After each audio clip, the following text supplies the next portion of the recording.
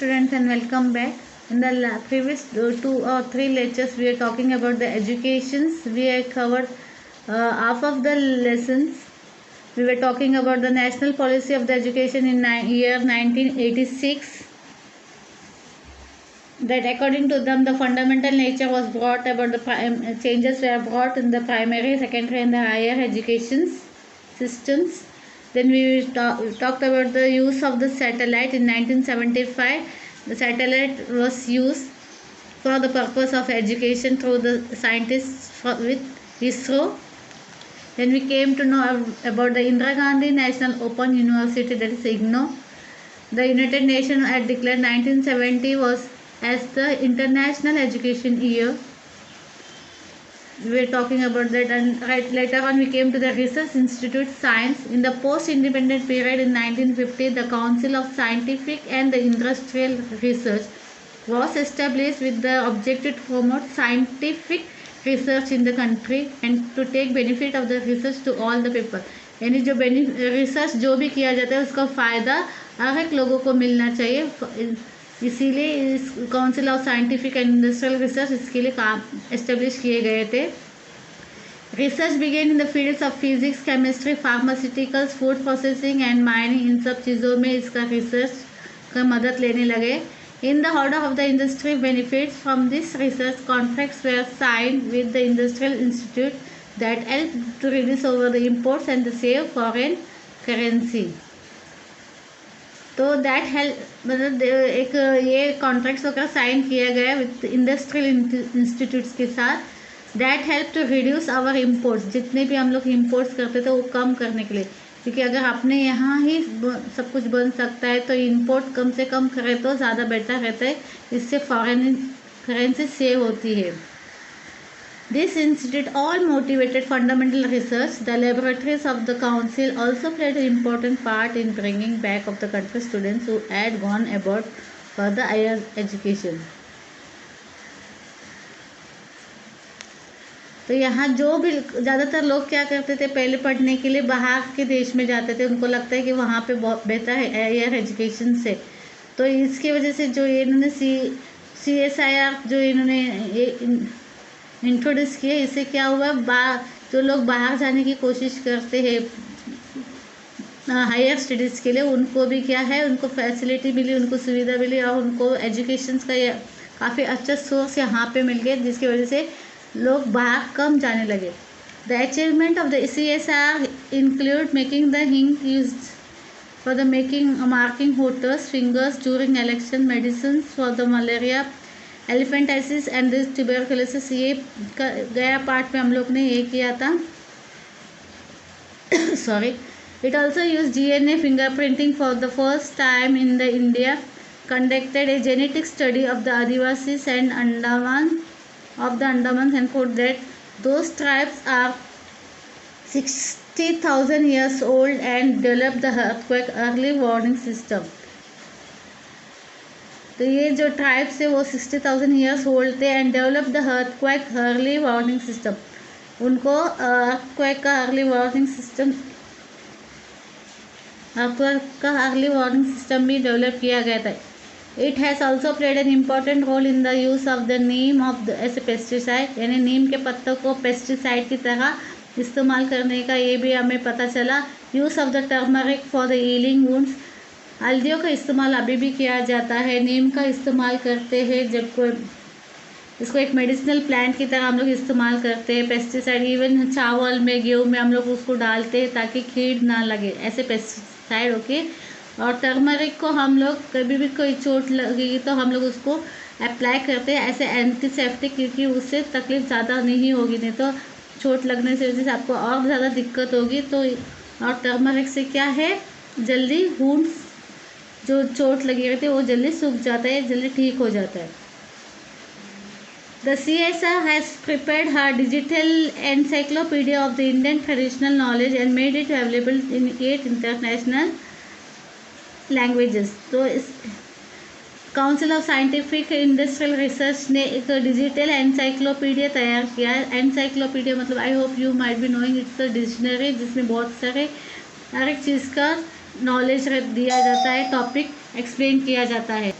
Okay, CSR has prepared as encyclopedia of the Indian traditional, मतलब Indian traditional से related जो भी चीज़ें उन्होंने उसमें किताब में मतलब तैयार किए करके रखे थे, जिससे लोगों को नॉलेज मिल सके कि इंडियन ट्रेडिशनल क्या है, किस तरह के है. And it made available in 8 international language, और उसको 8 इंटरनेशनल लैंग्वेज में बनाया गया था.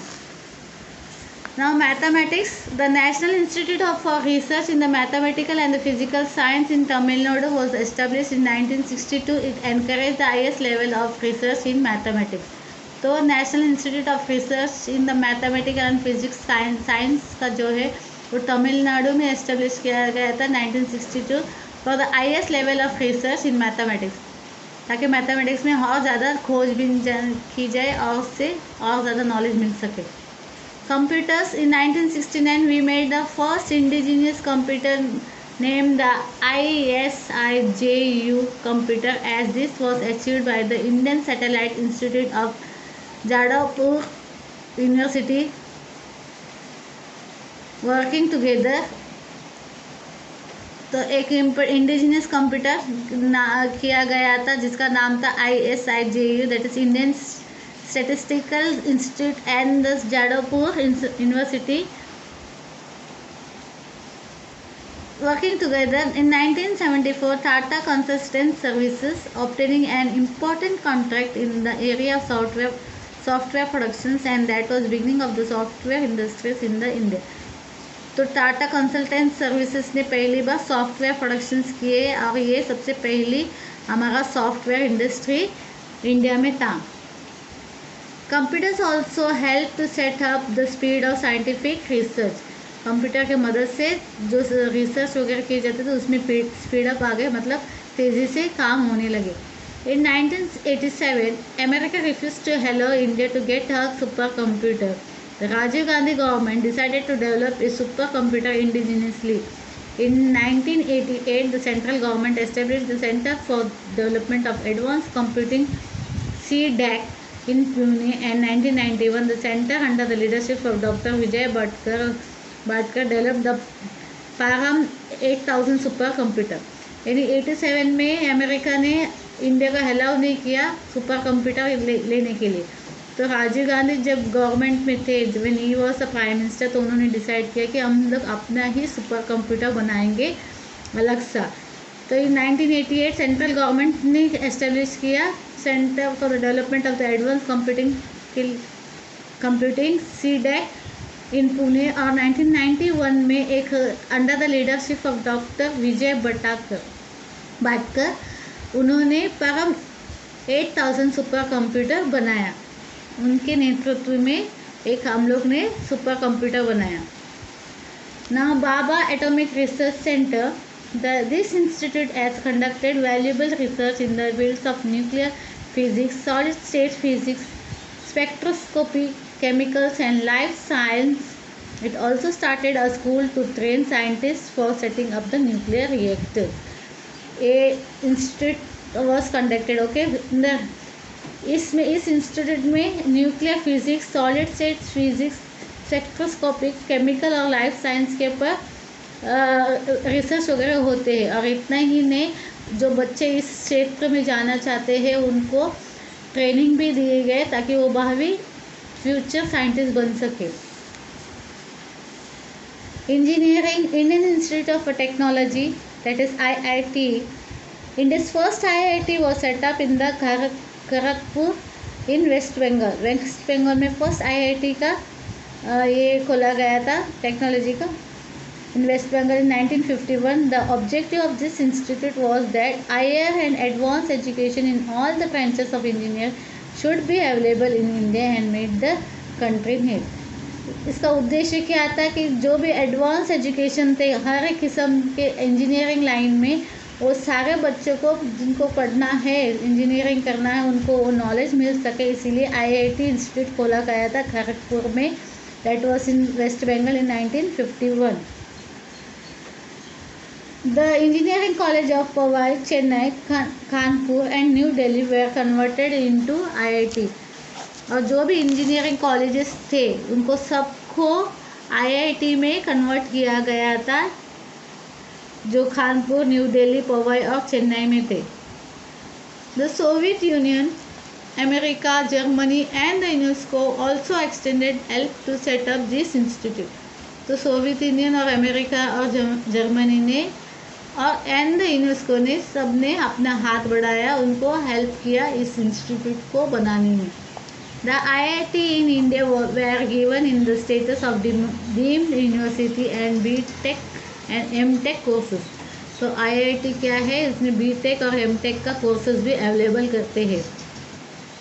Admission through entrance exam, nominal fees and a reservation for the students are the special features of the IIT. Entrance exam होता है, नॉमिनल फीस उतना ये होता है, और रिजर्वेशन फॉर द स्टूडेंट मतलब रिजर्वेशन ऑफ द स्टूडेंट्स मतलब ऐसे लोग जो लोअर कास्ट से आते, जैसे शेड्यूल कास्ट, शेड्यूल ट्राइब या माइनॉरिटीज़ को बिलोंग करते हैं, ऐसे लोगों को इम्पोर्टेंस दिया गया था इसमें कि वो लोग भी इसमें अप्लाई कर सकते हैं। In the decade from 1970 to 1980 a large number of IIT students began to leave for foreign country causing the brain drain crisis. However, this situation changed after 1990. IIT were also established in Guwahati, Assam in 1994 and Roorkee in 2001.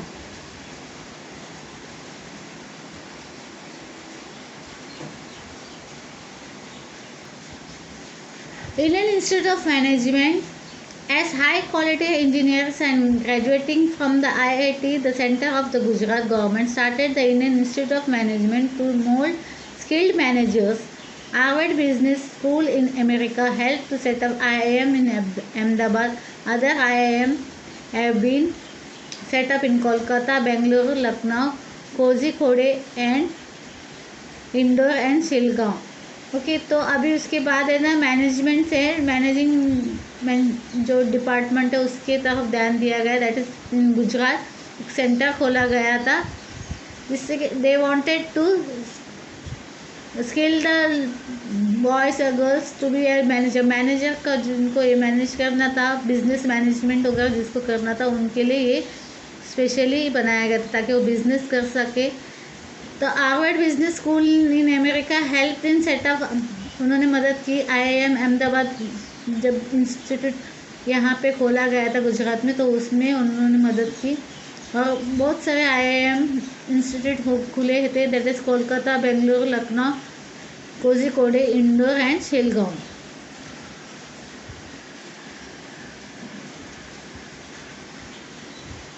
Systematic training in any aspect of the following making is given at the Film and the Television Institute of India. Facilities are made available for the imparting scientific training at this institute in all aspects of the filmmaking such as direction, editing and acting. The institute inherited the legacy of the Prabhat Film Company of the Pune and became famous for all over the world. ये इसका है film line से related है, इसके लिए भी trainings वगैरह होते जो those who want to be a director, those who want to learn the producing system or acting, इसके भी क्लासेस या स्कूल इंस्टीट्यूट खोले गए थे ताकि अगर कोई भी इस लाइन में आना चाहता है, इस क्षेत्र में कुछ नाम कमाना चाहता है, they can do that in this institute also. National Institute of design, this institute was established in Ahmedabad in 1961 for the purpose of imparting training in industrial designing. तो नेशनल इंस्टीट्यूट ऑफ डिज़ाइन खोला गया, that is in Ahmedabad इन 1961। जिसको भी industrial designing करने में ये है, उनको इंटरेस्ट है, उनको इनके लिए ये कोर्स अवेलेबल किया गया था, इंस्टीट्यूट चालू किए गए। Courses in basic design, graphic design, product design and visual communication were started in the 1963-64। Design मतलब वो नहीं जो हम लोग डिज़ाइन करते हैं, एक्चुअली हर एक क्षेत्र का एक डिज़ाइनिंग मैटर होता है। अगर कोई कंपनी में काम करता है तो कंपनी का जो ये रहता है मशीन्स वगैरह करता है, दैट इज ऑल्सो उसको भी डिज़ाइनिंग रहता है, उसको भी किस तरह डिज़ाइन करना चाहिए, किस तरह वर्क करना चाहिए, इसके बारे में भी ये छोटी छोटी पॉइंट्स होते हैं जिसको ध्यान रखना चाहिए। तो काफ़ी सारे डिज़ाइंस मैटर्स करते हैं। तो ये बेसिक डिज़ाइन का ये इन्होंने स्टार्ट किया था, that was in Ahmedabad, the National Institute of Design, where the courses in this was given to them about the basic design, graphic design, product designing and visual communications. Visual communication मतलब एक दूसरे communicate करने के लिए. The work done by this institute includes designs of the transistor radio and the calculator and the logos of the Indian Airlines and the State Bank of India. तो उसमें कौन से काम किए गए थे देखिए. Designing of the transistor radio का डिज़ाइन वगैरह बनाए गए थे. कैलकुलेटर किस तरह वर्क करने उसके पर डिज़ाइन किए गए थे. लोगोस जो है इंडियन एयरलाइंस के आपने देखे होंगे, इंडियन एयरलाइंस के एक लोगो रहते तो वो उसका लोगो भी डिज़ाइन किया गया था. और स्टेट बैंक में भी एक लोगो है तो उसको भी डिज़ाइन इन लोगों के द्वारा की गई थी.